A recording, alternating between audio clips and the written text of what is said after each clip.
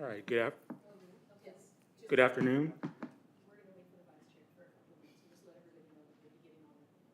Okay, good afternoon.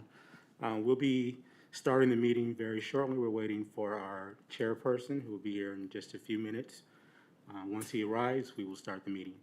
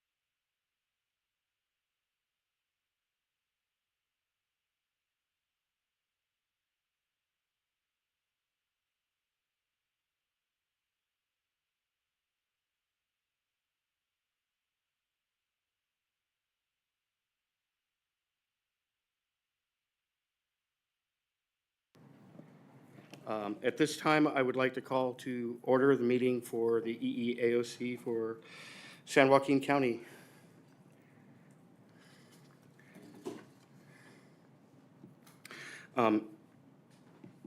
Forgive me, it's my first time. I've had a really rough week.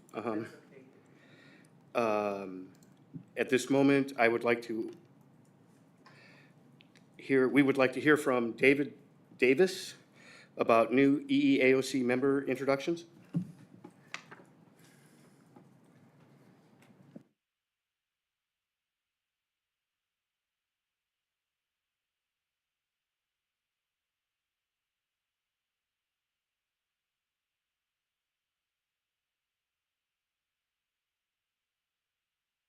Hello, board member. Can you bring the video up? All I see is the agenda, and I like to see who is the group. It's so tiny, I can't barely see you guys. You're like miniature doll. So can you bring that up to the main screen, please? Hi, Doug. Thank We will you. be getting that for you in just a moment, okay?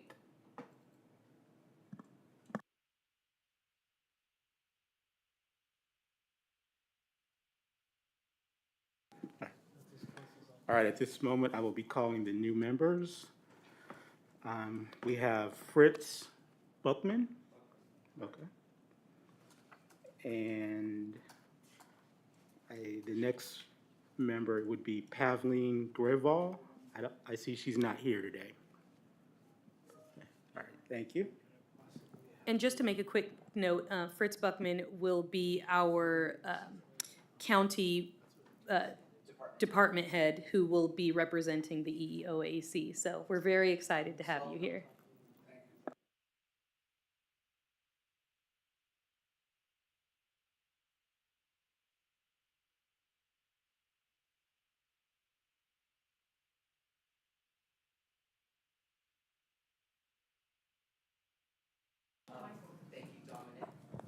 Here.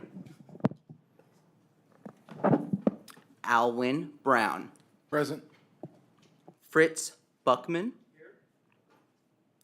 Elaine Edmond. Pavleen Grual is absent. Christina Jones. Here. Michael Sorensen. Here. Douglas Vigil is online right now. Yes. Where's my interpreter?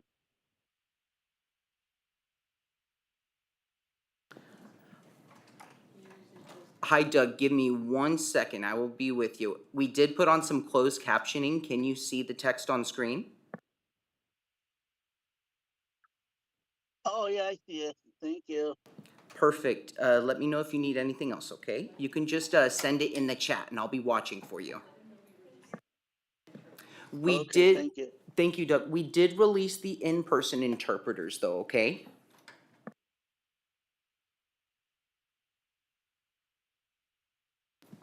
Okay. And that was the roll call for the EEOAC.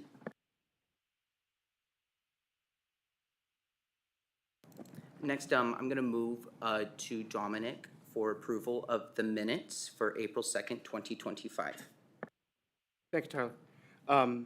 At this time, I would like to seek a motion to approve the minutes from April 2nd, 2025. Move to accept the minutes of April 2nd. Actually, I have a correction. Yes, ma'am. The page 3 for the established luncheon subcommittee, Yes. my name is listed, though I did not volunteer. I said I would think about it, Okay. and I have. And it's a no? It's a no. Okay. Thank So, you. I'll go ahead and make that adjustment on the minutes. Thank you. So with that exception, can I we have still another approve the one. meeting? My name's spelled wrong. We could correct that. EN instead of ON. Thank you. That would be on the April 2nd minutes, correct? Yeah, page 3. Thank you so much. I will make that change. With the exception of those changes, can we get a motion to approve that? I move, I, We have a motion from Douglas. Can we get a second? Second. We have a second. Minutes will be established as approved. Thank you. I'm going to abstain. Okay. Oh, yeah, huh. You're right. I'm sorry.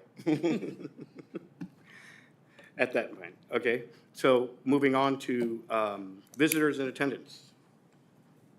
Hi. Would you like a microphone? Oh, okay, thank you. Thank you. Hello, I'm Katie Poole with Correctional Health Services. I'm the EEO Coordinator for Correctional Health. And this is Susanna Diaz-Carbajal. She's training to also be the follow-up or backup EEO Coordinator for our department. Thank you. Hello, my name is Monique Jones. I am the other Principal Personnel Analyst for Human Resources.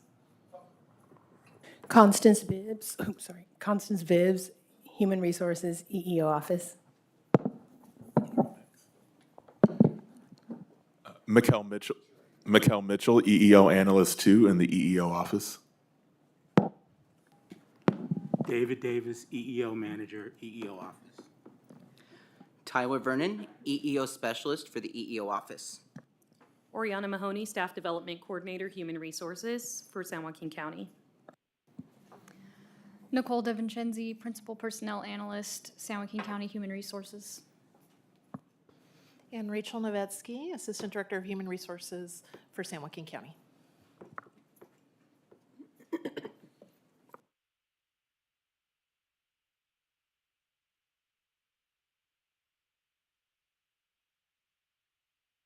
And we do have a few people online. If you would like to turn on your mics and introduce yourselves, or I can call your name out. I'm not exactly sure which everyone would prefer. Hi, my name is Monique Meisenheimer. I'm an EEO coordinator for Human Services Agency. Armando Valerio, Public Health Services, EEO Coordinator.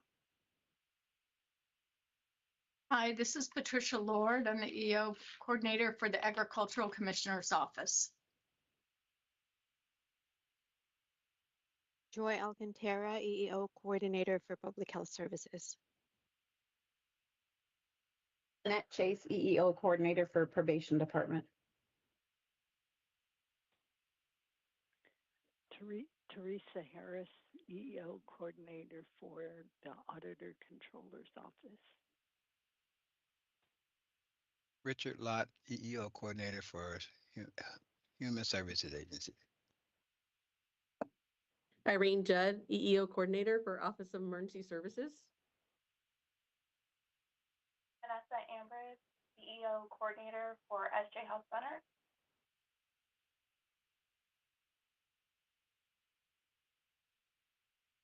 Annette Rivas, EEO Coordinator for County Administrator's Office.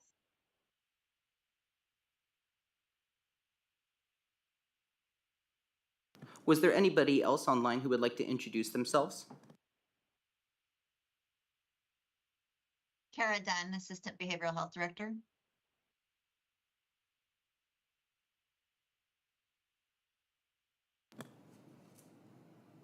Okay, thank you very much. We will be moving to the next item, which is public comment.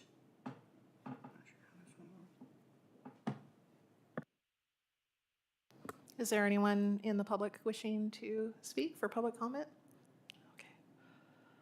I will just say, this is Rachel Novetsky, Assistant Director, that just kind of a shout out to all the EEO coordinators that joined this meeting today. That's great to see the attendance of everybody who's participated either in person or remotely, so thank you for that.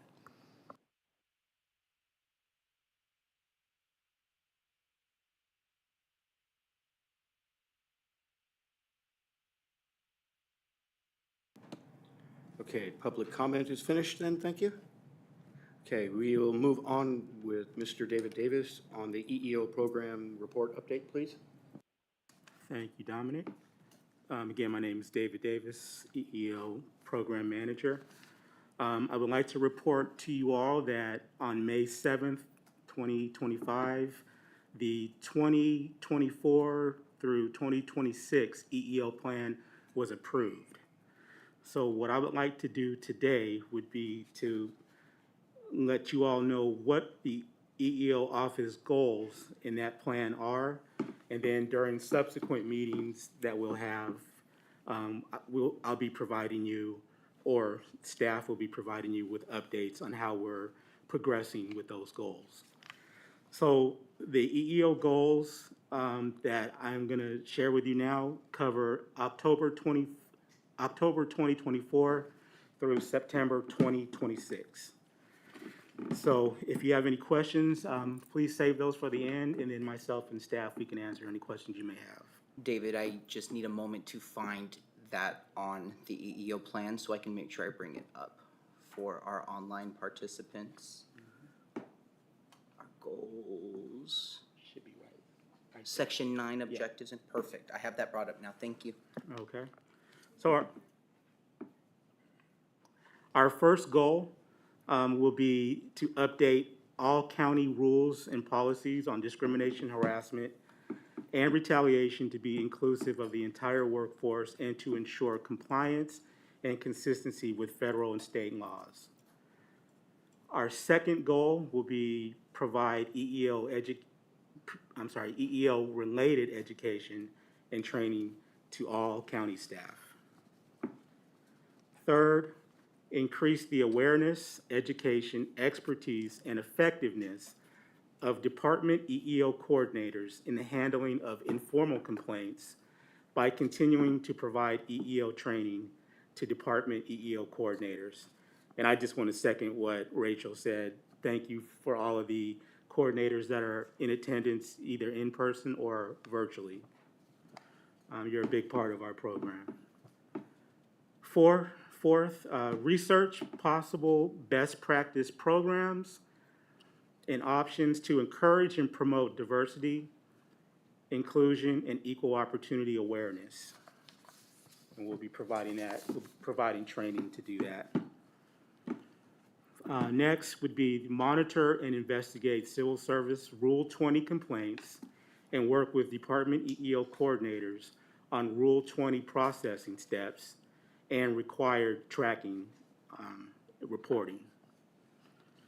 Next, establish a mediation process for resolving Civil Service Rule 20 complaints at the informal level. So again, that's where our EEO coordinators are definitely going to be instrumental. Next would be advise and support departments and employees on EEO-related issues. Next, we'd like to automate the exit interview process to encourage more participation. Next would be sponsor countywide diversity events. Next would be prepare and deliver annual report to the Board of Supervisors in coordination with EEOC as well as the County Administrator's Office. Next, we'll be establishing employee resource groups that focus on different demographics and ensure they have resources to support them as they thrive within the county. Next, we will implement a more robust system for collecting and analyzing demographic data related to hiring, promotions, and employee satisfaction to identify disparities and target areas for improvement. Next, we'll be developing outreach programs and partnerships with community organizations that focus on workplace inclusivity and diversity. Next, we'll be conducting regular surveys to gauge employee satisfaction related to EEO issues and use feedback for continuous improvement. Next, we will utilize enhanced exit interview process, as I mentioned earlier, to identify any patterns related to employee turnover, particularly in underrepresented groups. Next, we'll be setting accountability measures for leaders and managers regarding their commitment to EEO principles, potentially linking EEO goals to performance evaluations. Next, we will recognize and celebrate diversity through cultural awareness programs or events that highlight various backgrounds and experiences of employees. And then lastly, we will create structured opportunities for employees to provide feedback on workforce, cultural, and EEO initiatives, ensuring that their voices are heard and considered in decision-making processes. So those are the goals that we submitted to the Board of Directors that were approved.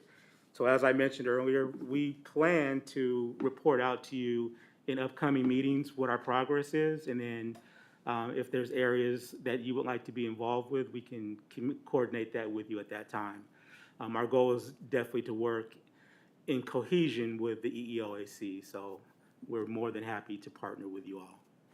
At this time, I'll ask, do you guys have any questions? I have a question, yes. When has that been approved? Has it been approved by our board here? It was approved on May 7th at the Board of Supervisor meeting. Okay. I have not heard anything regarding to accommodation. All I heard that it's a job performance, and I understand that it's a lot of differentiation of people performing in job days. And for example, a lady or man could go and work on a computer, but he cannot stay in his seat for more than 20 minutes. And he has to walk, get his back hurt. Then he go back, sit down, and do his work, do his job. When he's doing his work, doing as long as he has that does not compare to other employees that do not have. Hi, Doug. I hope you can hear me. I'm sorry, you're sounding a little bit choppy, but I think I can answer your question. So on the EEO office goals in section 2, there's a specific section in there because David didn't read the subsections of this by line item. We just went through the main categories. There is a subsection in EEO office goals under B, section 2. If you look, it talks about if you look in C, it talks about research, develop, and implement a training program on how to request a reasonable accommodation in the workplace. So it's part of the office goals, as we are going to be providing EEO-related education and training to county employees, that reasonable accommodations is one of those areas that is highlighted. Okay, so when you look for, so in other words, when the job is offered to the public, those particular work already have accommodated that people might need to get that job? So we do have on our job announcements, there's information on reasonable accommodation requests for certain specific positions. And again, depending on the position, right? Because there are some positions where accommodations can't be made depending on the nature of the role in and of itself. But we definitely have those listed out on our job on our job specs. And when it comes to requesting a reasonable accommodation for current employees, there's a process for that that we do go through, and this just talks about enhancing some of the training in that area. Okay, so are you, so the process, and what way is the process? Is it go through the doctor? Is that go to what when you have, when you read, that from the HR, how did that have been approved? If it needs to be performed by their job in order to create that job. So we do have internal processes for that. So when somebody does need a reasonable accommodation, they reach out to Human Resources, and that's listed on the job specs for prospective candidates. As far as internal candidates, we also have our own processes around how to do those requests internally. So you have separate Absolutely. Of it where once somebody already has the job, Correct. it's typically different than the one that will be getting the job. It will likely get it the opportunity to apply for it and try and get the position. That's correct. Oh, okay. All right, great. All right. Thank you so much. Yep, you're welcome. And for the record, for the committee members, the EO plan was adopted by the board on May 13th. Thank you. My mistake. I do have a few questions. The employee resource groups, that's new. What does that look like, or what does HR envision for that? Hi, so the employee resource groups are something, so previously I worked for the state of California, and the employee resource groups are groups that are employee-led, and they're supposed to be, you can think of them as like community groups or support groups for people to have a way to feel included and supported in the environment, in the work environment, right? So employee resource groups, another word that we sometimes call them is employee synergy groups, and they can be based on shared characteristics, they can be based on shared interests. So a lot of times employees resource groups can be based on maybe like a first generation immigrant employees, or they can be people who like to play pickleball, or they can be people who like to cook or read. There's like a library, employee resource group. So essentially how it looks and how it looked where I came from is that people would come to the EEO office and say, hey, we have an idea for a group. This is what we would like to do. This is what we would like to call it. We would help them facilitate creating the group by maybe sending out feelers or a survey for people who may be interested. And they can, set times to meet, whether it be weekly, monthly. They can set their own agendas. They can put on events. And the EEO office just works as like a help to help them facilitate those meetings. Okay, and so will there be an announcement to the employees indicating that this is something new and available to them, and the process for coordinating that? Yeah, so that's something that I'm gonna be working with the team to develop how that would work. But like I said, how it worked where I came from was people would come to us with an idea for a group.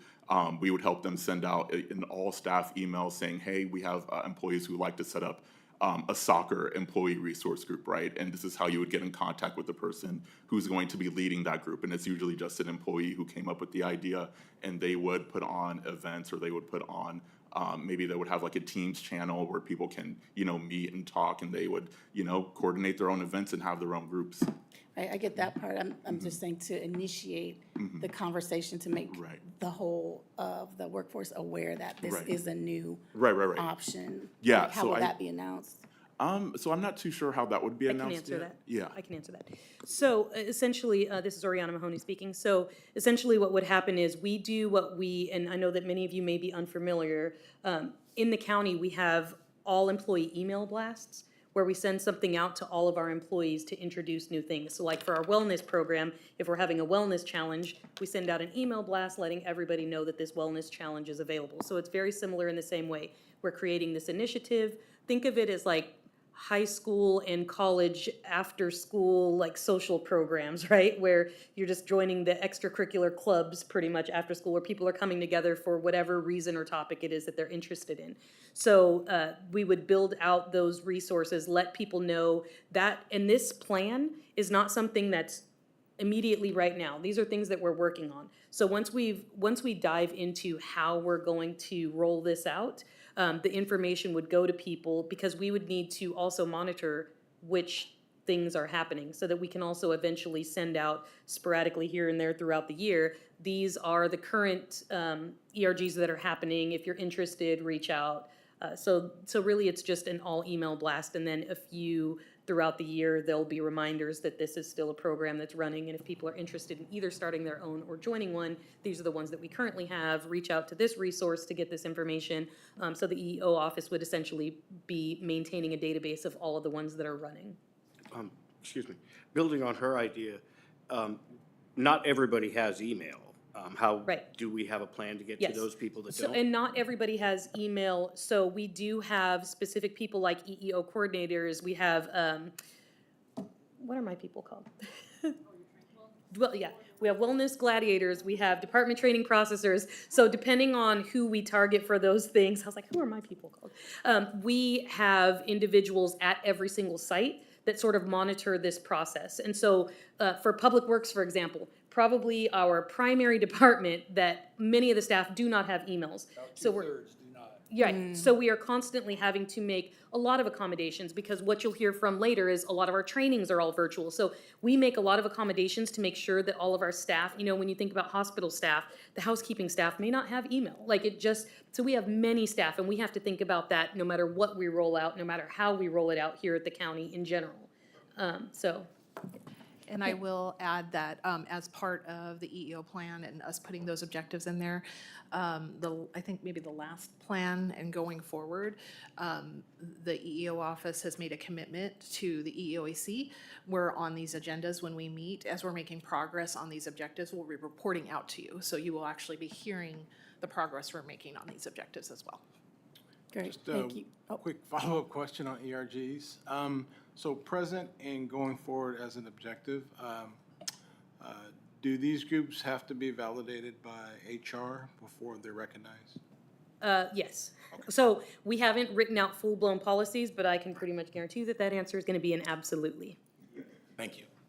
A lot of interests out there, some we will have to monitor, so. I have a couple of other questions, but I appreciate that, and I'm thinking along the lines of, like, you know, it was in the plan, and there has to be some kind of vision behind it, so just understanding that vision.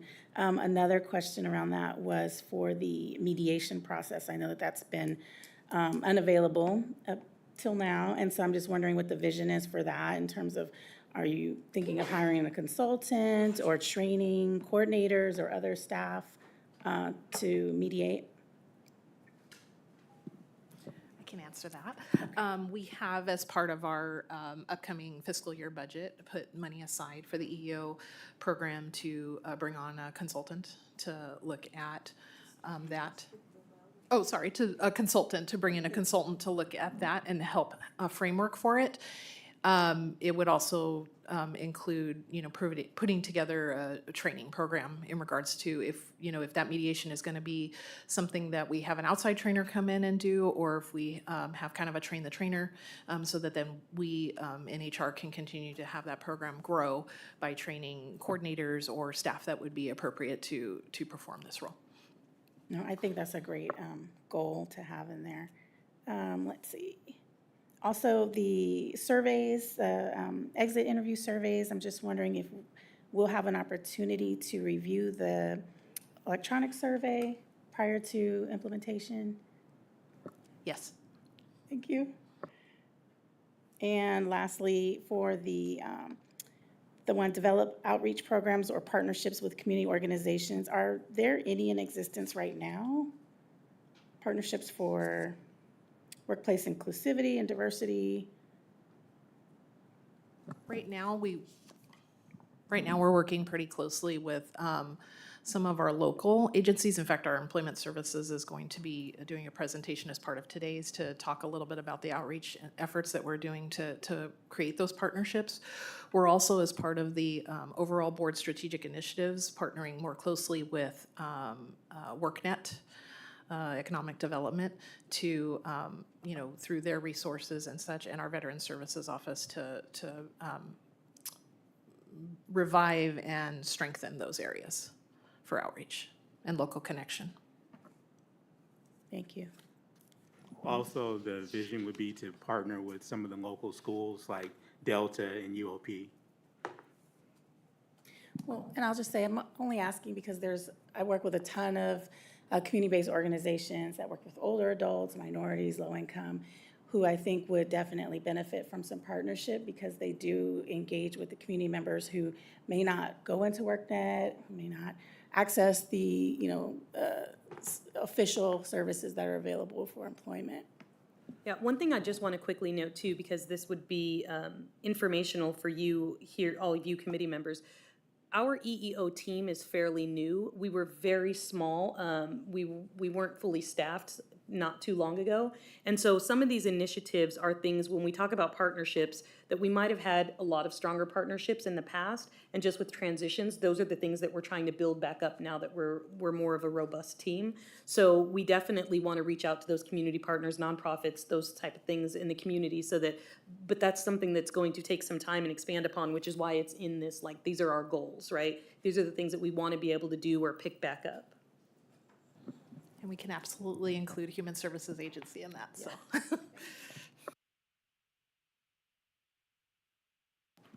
Any other questions?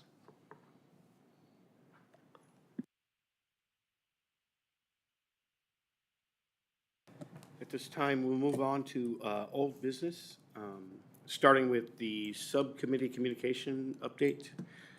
I have no updates. We did not have a meeting for obvious reasons. So I have no update. I will get an update when I get one, I guess. I don't know how to address that. Next would be the Diversity Luncheon Subcommittee. I have not reached out to anybody since I've had the news of what's happening. Again, not an excuse. It's been a real rough week. I've had a death in the family. My kid was bit by a rattlesnake. So I'm a mess. But as soon as everything settles down, I will get in touch with folks and get together about that luncheon. Okay. Moving on to the cover letter, attendance and et cetera. I would say it's this. Basically, the cover letter is from the Human Resources Division, and it basically outlines our mission statement, which is the EEAOC provides advice to the Board of Supervisors to enhance the working environment for all county employees and to promote the rich diversity of county residents. Also includes our purpose statement. The EEAOC is a diverse, community-based committee comprised of 7 at-large representatives, 1 management representative, and one employee representative. Both the management and the employee representatives are nominated by the county administrator. All members are appointed by the Board of Supervisors and serve 2-year terms, with the inaugural staggered appointments set at 1.5 years to ensure continuity. Members, all of whom are employees or residents of San Joaquin County, serve without compensation, except as may be reimbursed for travel-related expenses. Our meeting schedule is that this meeting will be held the first Wednesday of every other month, and note the schedule for 2025, which is at the bottom. I won't go through that. We have an address also. And now on to the attendance guidelines. I will address that.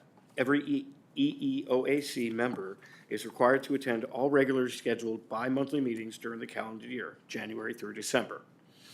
Absences are as follows. With the first absence, the chair or designee will contact you to stress the importance of consistent attendance moving forward. The second absence, you will receive a formal letter indicating that your continued absence places your membership in jeopardy. At the third absence, notification will be sent to the Board of Supervisors regarding your removal from the committee. All members should arrive within 15 minutes of the scheduled times. Arrivals 16 minutes or later will be recorded as tardy, and 2 tardies will be considered equivalent to 1 absence. I did reach out to you today.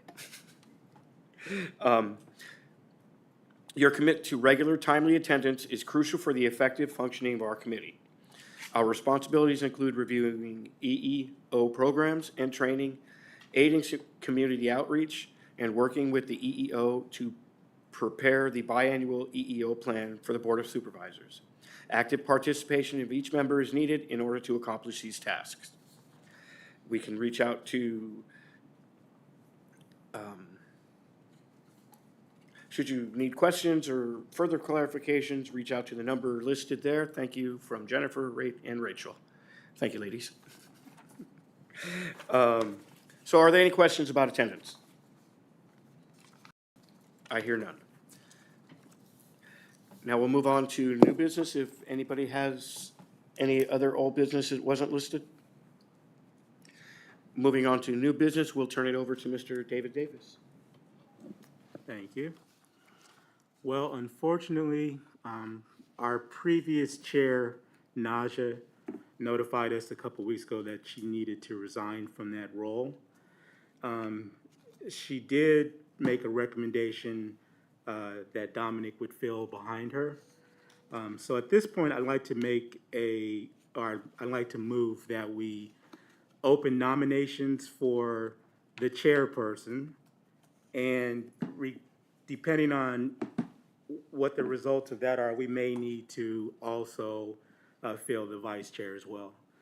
So I'll make a move that we open nominations and then do an election following that for the chairperson position.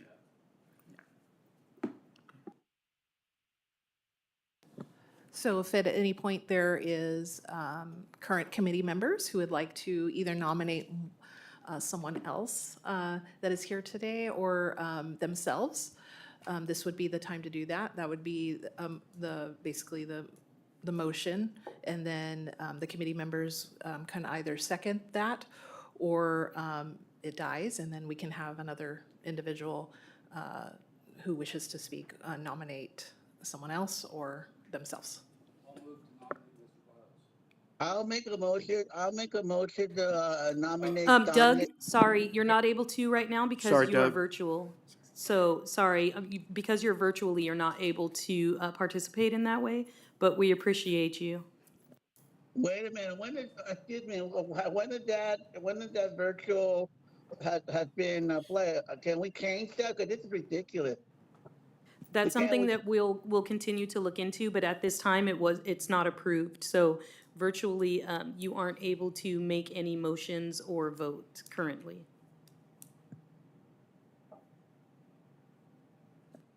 I would like to make tables. I'd like to, okay, then I'll change my vote, but I'll definitely like to discuss this in the next forum to remove that virtual rule. That's ridiculous because we're still part of the board.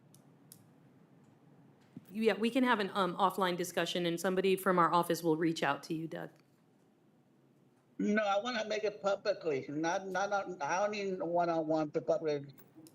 Okay. Okay, we can definitely add that to the next agenda, the conversation. Thank you. I will definitely be there on the public thank you. Yep, you're welcome. Okay, moving on, we have a motion for me to, And a second. and a second. I'm sorry. Are they? There was a motion to nominate who? Dominic. Dominic, okay. And it was seconded by? Me. Thank you. All in favor? Aye. Aye. Opposed? Motion carries? Yep. I'm sorry? Abstain. Oh, yes, abstained? Motion carries. Carries. Thank you, David. You're now the Congrats, chairperson. yay. Thank you. Now that leaves a vacancy at our vice chair, so now I would like to offer you the opportunity to nominate a vice chair.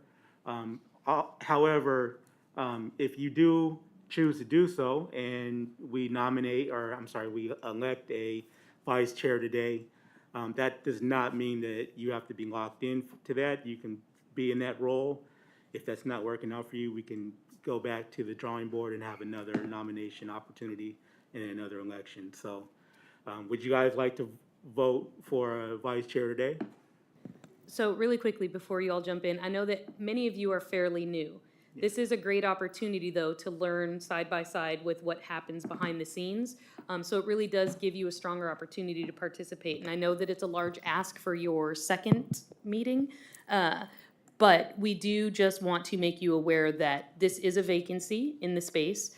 So we are looking for one of you, hopefully, to step up into this role. Like David said, if for whatever reason you're finding that it's too heavy of a burden, one thing I will say is the vice chair definitely has less responsibilities than the chair does. So really it's stepping in their absence for the most part. But I would strongly encourage that if anybody feels like they know they're going to be attending all of the meetings, they're want to be very involved in this process, get some behind the scenes information when it comes to setting up agendas and that sort of thing, then this would be a perfect opportunity for you. So as you're thinking of nominating either yourself or somebody sitting next to you, just know that if for whatever reason, again, it becomes too much of a burden, then we can have those conversations as well. Would we like to proceed with a vice chair nomination? Yes. All right, we'll open the floor for nominations. I would like to nominate Michael Sorensen.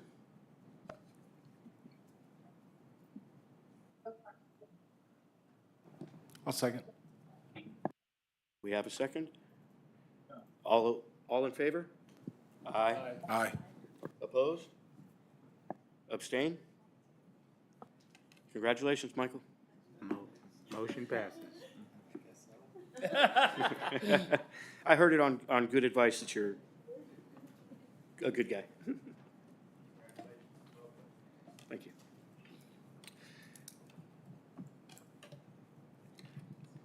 Next, we'll move on with the annual presentation by HR Employment Services from Ms. Oriana.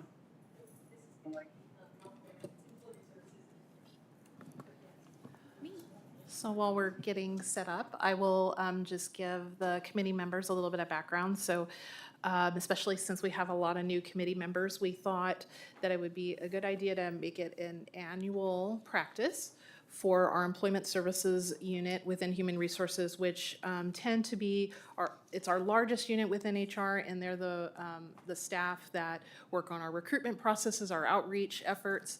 To give a little bit of an overview just of what employment services does, and they're going to touch on some of the outreach aspects and things that we're trying to do to improve having a very diverse workforce. So we do this annually, and so since we have so many new members, this will be a great opportunity. So feel free, after Nicole DeVincenzi, who's going to be presenting today, finishes up, if you have any questions, this would be the platform for that. Thanks.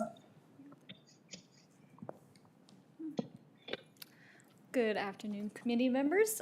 My name is Nicole DeVincenzi, Principal Personnel Analyst with Human Resources, and I appreciate the opportunity to provide you with an overview of the work our Employment Services team has been doing to support equitable hiring and workforce development across San Joaquin County. Today, I'll walk you through our recruitment process, application data, testing improvements, and outreach strategies.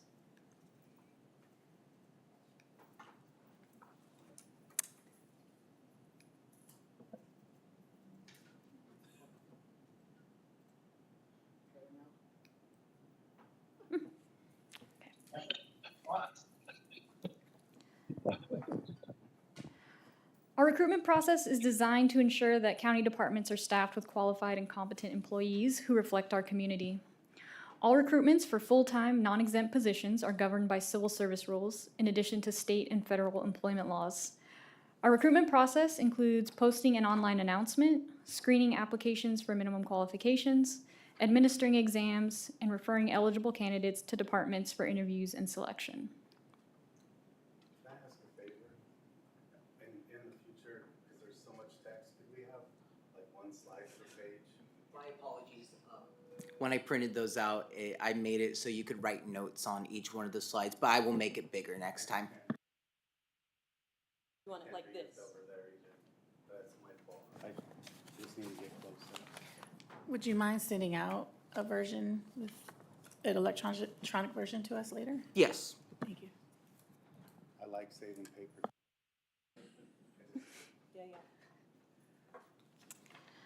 All right. Once candidates have passed the civil service examination process, departments receive a referral list of eligibles. In alignment with county policy, departments are required to interview every referred candidate. Human Resources provides guidance on compliance with both legal and policy requirements, as well as general interview best practices. The county also has pre-employment policies, which require screenings such as drug tests, background checks, and in some cases, arduous physicals. All positions require the background, but only positions meeting specific criteria require either a drug screen, arduous physical, or both. We continue to see strong interest in county employment. From 2023 to 2024, the total number of applications submitted increased by 8%. At the same time, the county's vacancy rate improved, dropping from 14.76% at the end of 2023 to 13.3% currently. This suggests that while we received more applications, we've also made progress in closing the gaps in our workforce.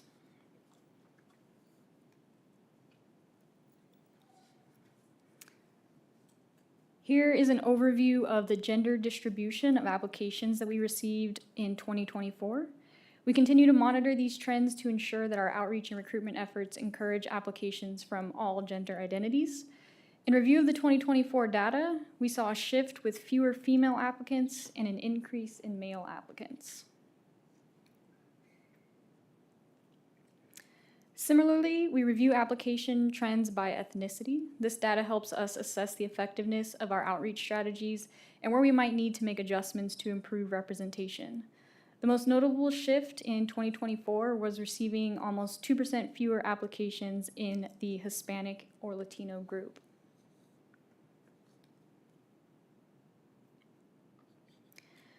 To make testing more accessible and efficient, we've transitioned to online examinations. All of our exams have been successfully transitioned into the online format. This not only allows candidates to complete their exams more conveniently, but also enables faster scoring and processing. For those needing accommodations, we do offer testing space in our HR office. Additionally, for bilingual positions, we now allow candidates the option for remote video exams via Microsoft Teams, offering greater scheduling flexibility for both staff and candidates. These processes create a better candidate experience overall.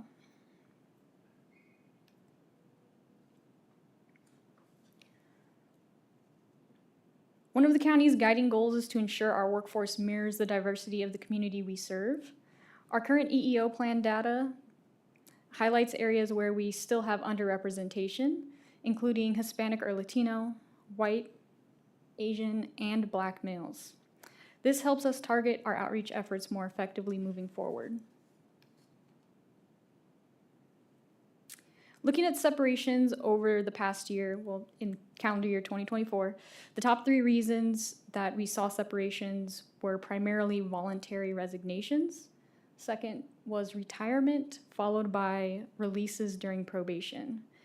These 3 reasons accounted for nearly 73% of the individuals who left the county workforce, and they help inform where we may want to focus efforts in the coming year.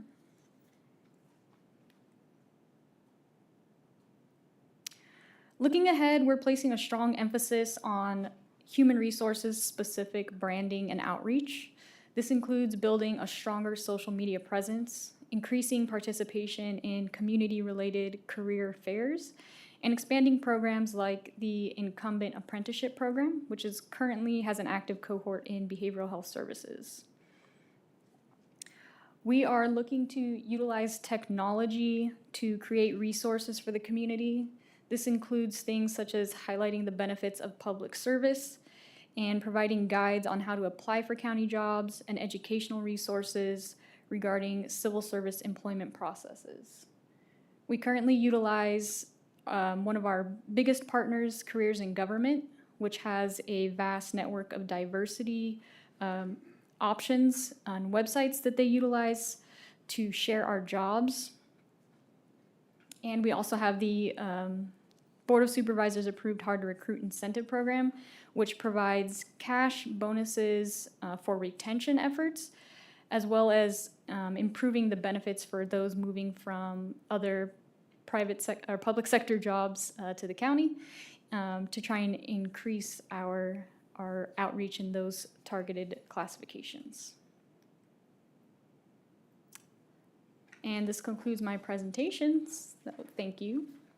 Any questions?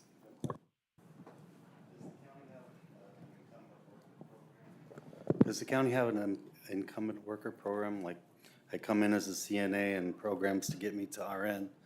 And as an example, are there other classifications with similar programming? So specific to nursing, we do have student nursing assistants, which are part-time classifications. So individuals can enter that class in their first year of nursing school, and then as they move through each semester, they can go from a 1 to a 4, and then once they become a registered nurse, they can then apply to become a staff nurse. We have a specific staff nurse classification for folks who have gone through that process. That's just specific to nurses, but we do have an incumbent apprenticeship program as well, which is run through Oriana's unit in Engage, and that allows employees in certain classifications to go through education program and then on-the-job training, and then eventually become a different classification, a higher level classification with more of a career path, typically, if you want to add something. Okay, so the current one right is with behavioral health, and so folks are going to school to get training to become a mental health specialist, and then once they complete their training, they go on the job with the department, and then eventually they'll have the opportunity to become that position full-time, part-time, whatever their preference may be, but. I had a question. Does the county participate in CalPERS? We have our own pension system, but we do have reciprocity for folks coming in. I have a question. So you cited 3 reasons for separations. I'm just interested in the one of them, which is release from probation. And my question is, of that population, is that further broken down by either classification department or the other?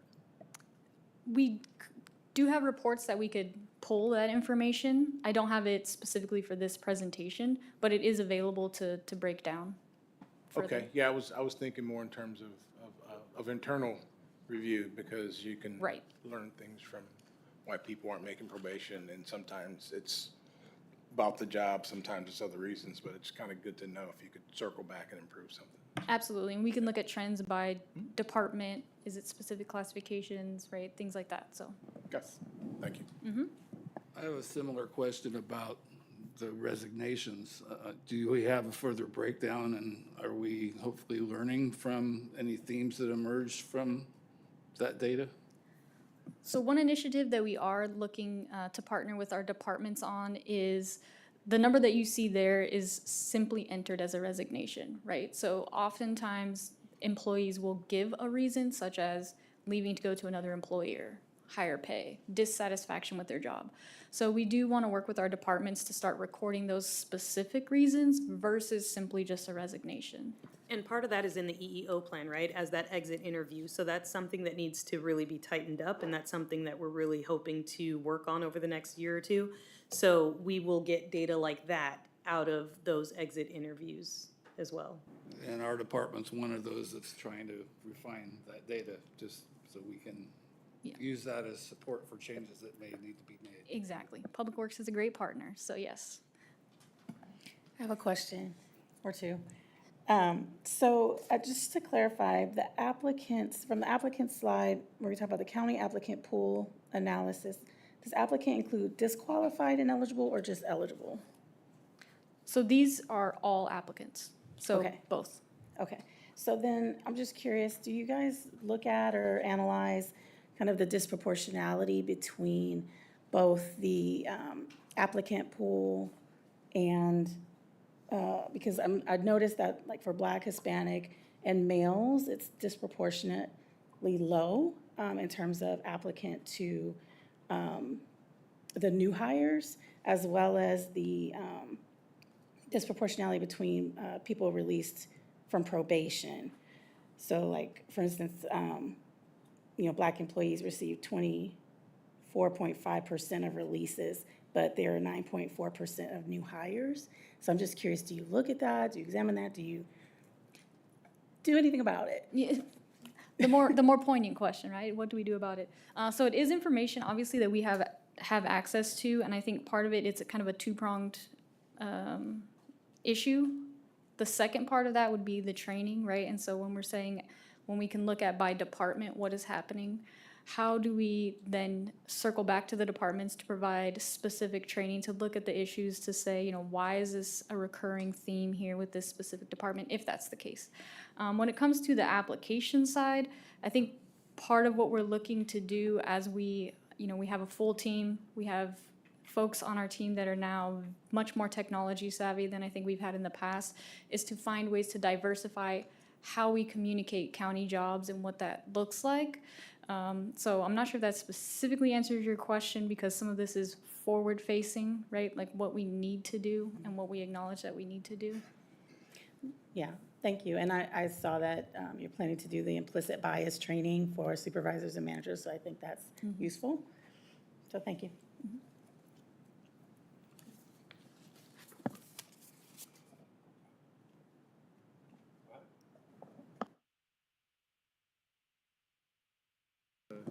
Now, Oriana will bring us into the Brown Act training. All right, thank you, Dominic. So you should all have a paper in front of you, those online in your packet. There's a public board training. This is essentially for you committee members, right? And so whether this is your very first time ever being on a committee, or you've been on a million of them before and you consider yourself a complete professional, it really is useful to have, because it's sometimes nice to get that little refresher. Every committee member should take this public board training course. We are obligated to follow certain rules, particularly around the Brown Act. And this training gives you an opportunity to understand what some of those rules and regulations are. So there are certain times where you feel like, why are we doing this way and why can't we do it that way? That's because there are rules set forth that we have to follow. And this training will give you that opportunity. So this has a list of upcoming trainings on the right side under 2025 program dates. The next upcoming one is Friday, August 15th.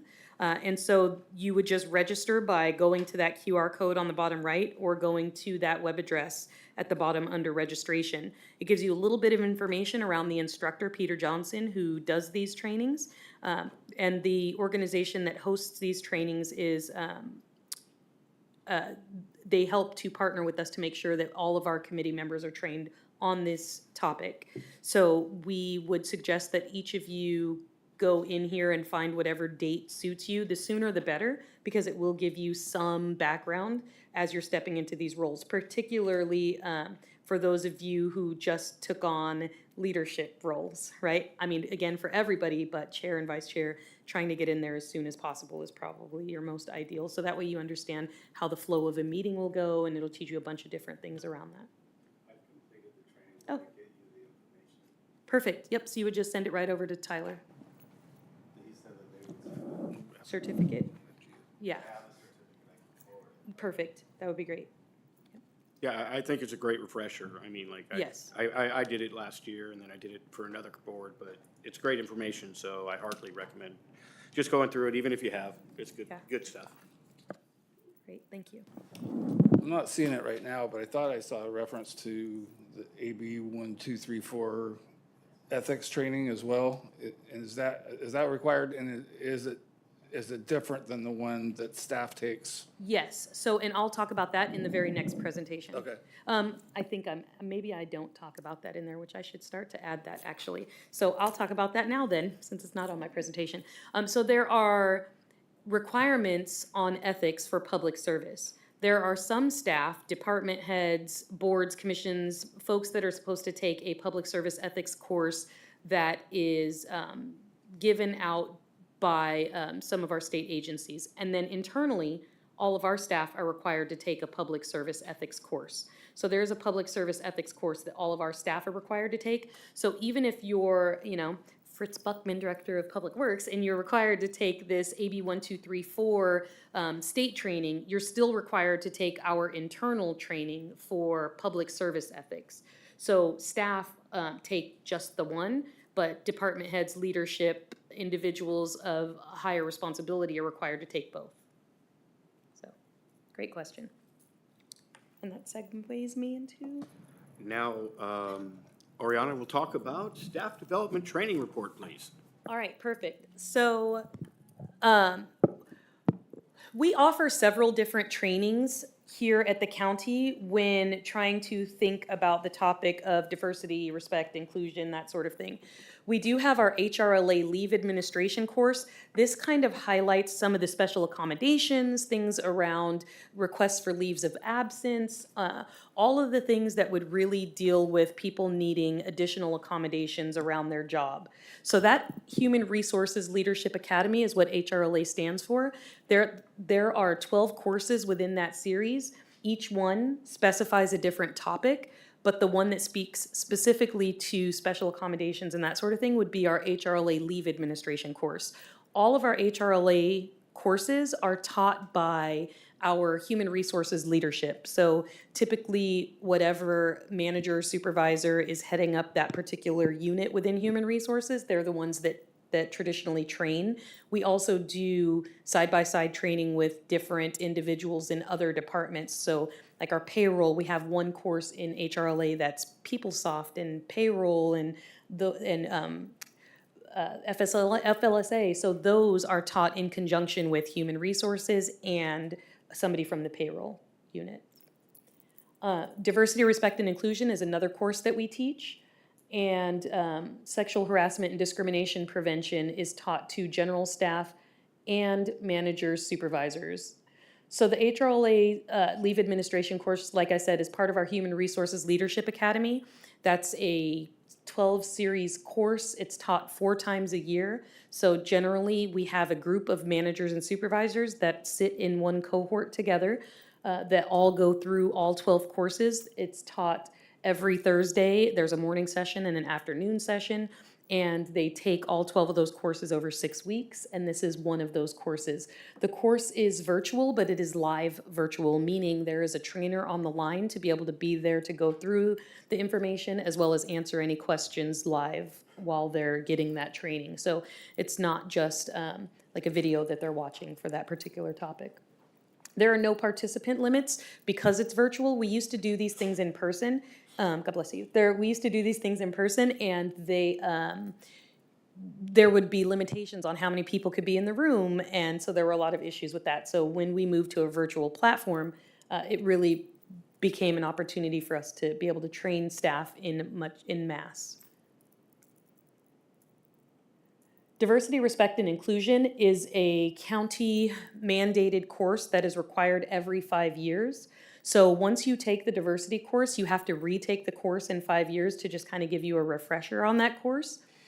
These classes are, again, live virtual with the trainer. We offer them typically every other Monday during new employee orientation. So any new employee that comes onto our site has to first participate in a 2-day, all-day new employee orientation. We give them a lot of classes during those 2 days, as well as a bunch of background information on introduction to the county. One of those courses is the Diversity, Respect, and Inclusion course that happens in the morning on their first day. So that course is also taught not just during NEO or new employee orientation, it's also taught sporadically throughout the year, a couple of times in the calendar, because we do have many 24-hour-a-day, 7-day-a-week operations.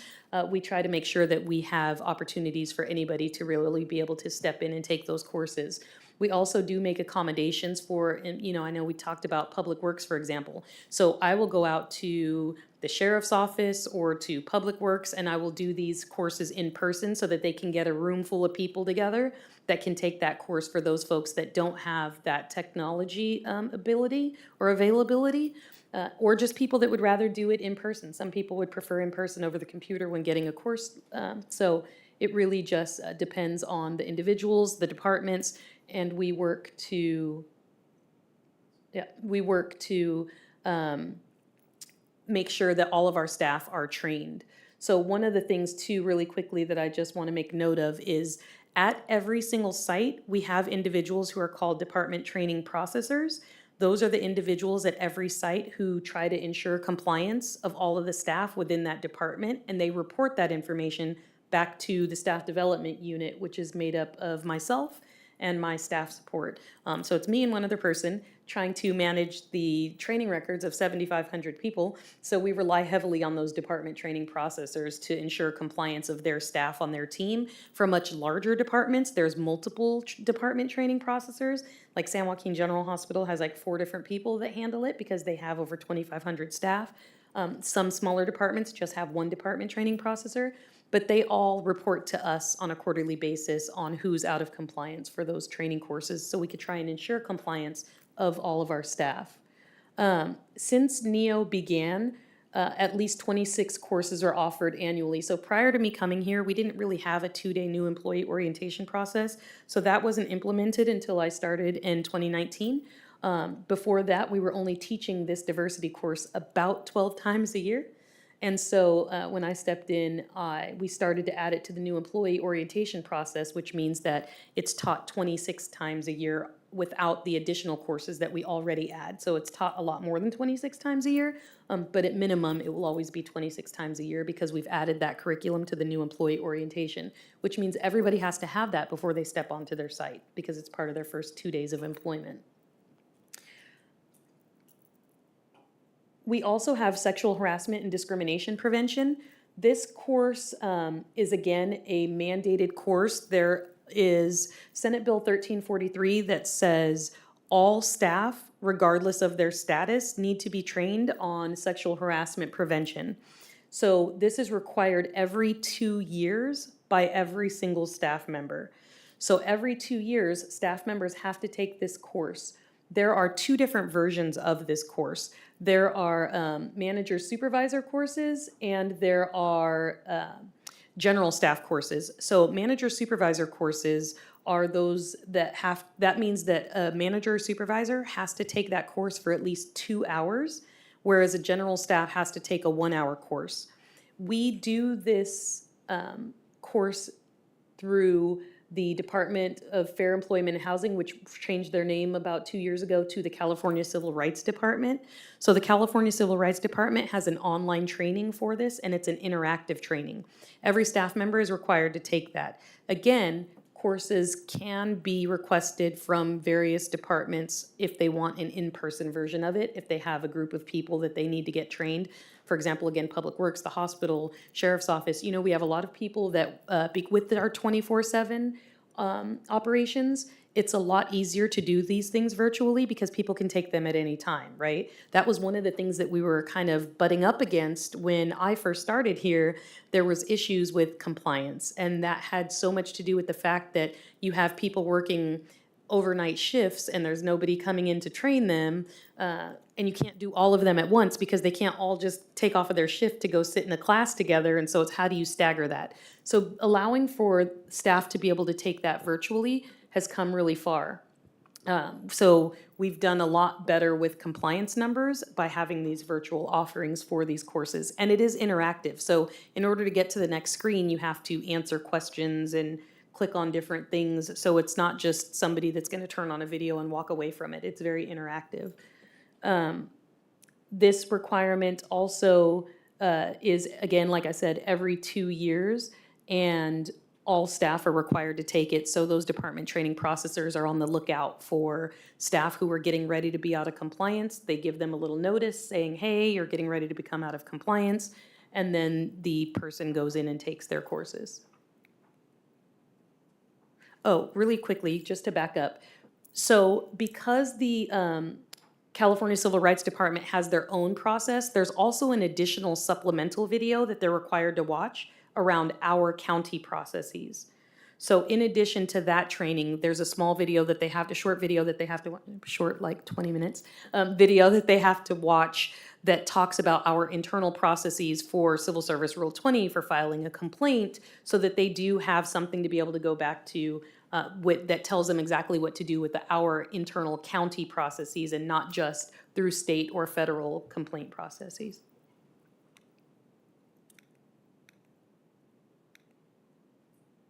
So we do a lot of trainings throughout the year, and this is just kind of to give you an idea of how many courses we've trained over the last few years. So in 2022 to 2023 fiscal year, when you look at HRLA leave administration, we taught about 155 people that first year. The 2023 to 24 fiscal year, there were about 209, and then about 160 for the HRLA leave administration more recently. Sexual harassment prevention, there was 2,100 staff that, and just to put in context, we have over 7,500 staff here at the county. And so for things like sexual harassment prevention, that's required every 2 years, right? The HRLA course, the leave administration, is only required once. The sexual harassment is required every 2 years, and then the diversity is required every 5 years. So you'll see those HRLA leave administration classes are a lot lower because they're one and done. So people take them and then they don't need to retake them. Whereas you have the sexual harassment prevention, we had 2,000 people take it 1 year, 3,000 another year, 3,000 another year for general staff. And then again, with the managers, supervisors, it's about 400, 500, and 400 again, folks taking those classes. Diversity, 1,900, 2,200, 2,100. So depending on what year somebody falls in when they're getting ready to be out of compliance, those numbers will shift a little, but the HRLA will always be a fairly small group because that's not every staff. It's only managers and supervisors, and they're a one and done. Any questions?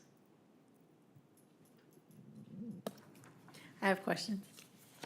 So for the sexual harassment, discrimination prevention, the training that's offered by California trying to Civil find Rights? their changed name. Yeah. As an employee, I've taken that several times. And I'll say that I think having in-person interactive, because I really don't see it as interactive. I see it as you have to listen, you have to answer the questions correctly, you click, right? But after you've taken that for so long, like a lot of it is really common sense and basic human decency. And so I think that the some supplemental training in addition to that short video would be useful, honestly, because I think you, as an employee, and you've been with the agency for many years, you know, you're not really paying a lot of attention. And I know that to be true from feedback that I've received. And so I would just like to suggest more in-person training for sexual harassment and discrimination, because I think people have questions too. They have situational questions that really don't get answered by the video and the PowerPoints. Yeah, that and the we state do have provides. individuals who make those requests, and when there are requests for a large enough group to do in-person trainings, then we have added those and offered those as well. Okay. Yeah, but like I said, because of our 24/7 operations, having this option is something that trying to get people into compliance for any kind of training is already a challenge, pulling people away from their daily tasks to get training. So the electronic version of offering those courses has been helpful in ensuring that compliance, because legally we're required to have 0 people out of compliance on those courses. So offering them in person is something that we can and have done when there's a need for a larger need for in-person. Because we do have certain departments that do require that. I know that, you know, we just recently went out to Sheriff's Office and offered some trainings, and so it's workplace violence prevention, diversity, respect, and inclusion. So Okay, just that's an feedback. option. Yeah. And then also the HRLA leave administration, that's another I would suggest and encourage maybe more frequent offering, because again, if it's only offered once or you're only required to take it once, you've been with the county for 10 years, that information is pretty much lost if you're not actively involved with those type of responsibilities. Yes, and one thing that we do, so you're only required to take it once, but we have many people who take all of those HRLA courses multiple times because they do want to get their own personal refresher. But we don't necessarily require managers or supervisors to revisit all those 12 courses because that's just, it's a pretty heavy curriculum on all those 12 courses. And so we do require every manager or supervisor within their first 6 months of employment to take those at least once. And when we create new courses, like I think about 2 years ago, we added 3 different courses that we had never done before. And so we send out information to people, hey, these 3 new courses are added, feel free to take the other courses again. And when people have questions around that or they're experiencing something in their department, oftentimes they'll reach out to us and we suggest take this course, take this course. And so they'll retake some of those HRLA courses that are relevant to what they're doing in that moment, so. We do all recognize, for instance, the leave administration course as an example, laws change, expand. And so when those instances come up, we work with our EPAD user groups or the appropriate staff, department staff at each level to make sure that they get the information along with the department heads to filter the information out. So as we're updating law changes, we also try to make every effort to ensure that departments know the most current legal aspects of the topic. Yeah, and so we do have a lot of trainings, but there are also, there's a lot of correspondence that goes out to departments. And because human resources dips into so many different areas, like I was talking about earlier, I have my department training processors. The EEO team has their EEO coordinators. We have department safety and health representatives that help with our risk management unit. So each one of the areas and the units within human resources has those individuals that sort of gets the information and then trickles it down to the staff to let them know of any updates or changes and that sort of thing. So we're constantly keeping staff informed and updated. It just may not be through formal trainings that are required every X amount of years or one and done. There are still things that they need to continue to be updated on through just various other channels, whether that's memos or meetings or different types of avenues where they're getting that information outside of a larger classroom formal training. Thank you. Moving right along, are there any general comments from the committee?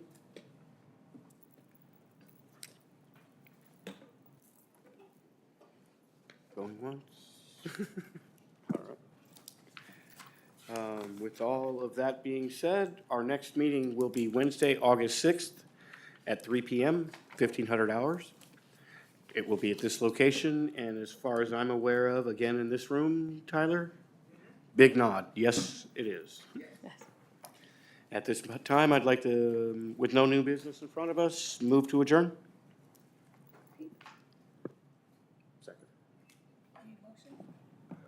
Second. Move to adjourn, yeah. Seconded. There we go. We'll adjourn. Thank you.